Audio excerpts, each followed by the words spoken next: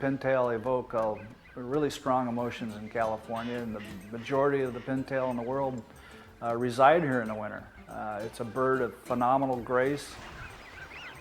Everyone identifies with the pintail, certainly in the Central Valley. It's a bird that's easy to identify, with a big chocolate head, a white chest. They're regal in flight. Their customs are to be in large groups. Earliest migrants into the Central Valley. Bart, this is my friend and coworker Brian. Hi, Brian. Nice to meet you. Real pleasure. And this is Jay. He's gonna Jay. be Nice to meet filming the operation out here. So. Wonderful. It'll be exciting, huh? Oh, it's gonna be good. Good. So. We got a little help for you tomorrow too. Good. Okay, so. More the merrier. We get some old men running around helping. The site here isn't a straight line. It's like the water's edge goes side to side. And we're gonna build a little dam to rest the nets on so it doesn't get wet. Sites always change and nothing's ever the same. We're gonna lay one out right now. And it shoots out about 30 feet. Got it? Yeah, sweet. So this is the bait that we use. This is gonna be watergrass seed. Smartweed seed, there's gonna be some bulrush from rice dryers. All right, so now what we're gonna do, we got the rocket nuts laid out. We're gonna attach the rockets. This is the rocket. It's basically this solid metal with little ports for the rocket thrust to go forward. This is the stabilizer.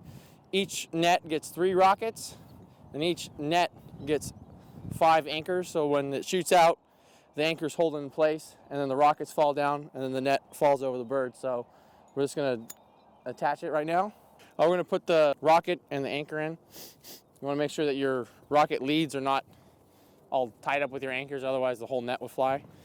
Attach it to the rocket lead. We don't charge the rockets till everything's connected. Then we put the charges alongside the rockets.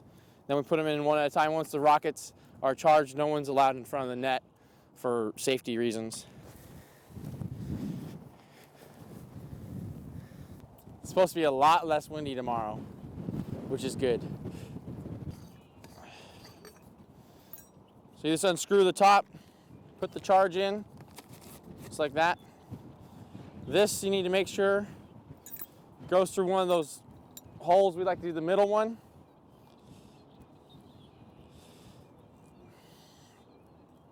Put it in like that. And you screw it on.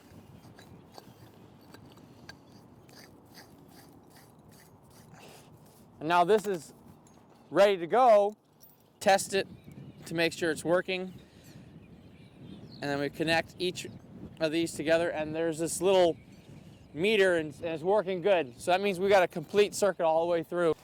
Just testing the wire at the end, making sure it tests good, which it does. When we come tomorrow, we'll do the same thing, test it, and it should test good, and catch some birds tomorrow, so we'll see what happens. Those rocket nets that are used to ensnare birds, doesn't hurt them, but that allows for a very specific site to be baited, and then the net is deployed. Folks gently take those birds and put a band on them that has location, date, and time. Allows them to age the birds. Those birds return back to the database either as birds that are taken during a hunting season or natural causes. I had the opportunity to shoot a pintail in the grasslands, and the band that I returned to the Fish and Wildlife Service reported the bird was 13 years old. That is an old bird in a population that depends on migrating from Canada or even points farther north into the Central Valley on a year-to-year basis. So at least that bird certainly was long-lived, and we would have never understood its aging unless someone 11 years before in the Klamath Basin had put a band around it to allow for that documentation. All that band information is kept in a database by U.S. Fish and Wildlife Service. It's available for all the researchers. It provides an opportunity to see the distribution of birds, and I think it's fascinating to realize that a lot of the birds that we banned in California, they wind up as far away as the Dakotas. You think of birds migrating north and south. Well, you know, birds released in net pen operations, for salvage egg operations, and for birds that have been trapped in the Klamath Basin and the Sacramento Valley actually disperse a long ways. And having that documentation helps reinforce that North American cotton is one large duck factory. How many you got in that one, Frank? Looks like about 18. Good.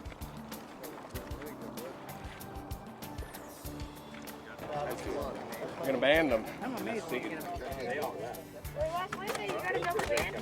So we're putting a band on the tarsus here, and we're looking at the wing, and by the wing on the coverts, we can tell if this bird was born in 2010 or if it was born in 2009 prior.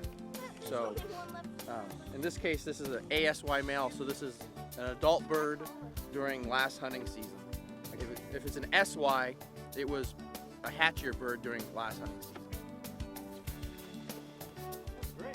So 84, Frank? Yeah. Is a ASY male. Go back to Alberta. 85 SY female. ASY female. Here we go, up. ASY, male bird. ASY means what?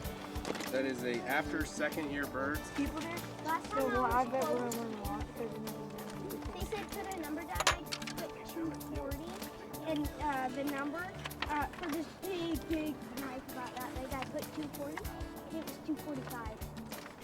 18 weighs 1,000. 1,000 grams? 1,000 grams. Same as the hen. Exactly. Normally, we have That's a big hint. Yeah, it was a big hen. Yeah, you sure you're not thinking of the Number 26. Got it. There you go. And number 20 weighs 1160. Oh, that's 260. 274. Okay. That's it. Here, you got him?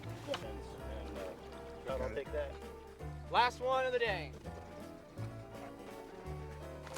ASY male. Beautiful.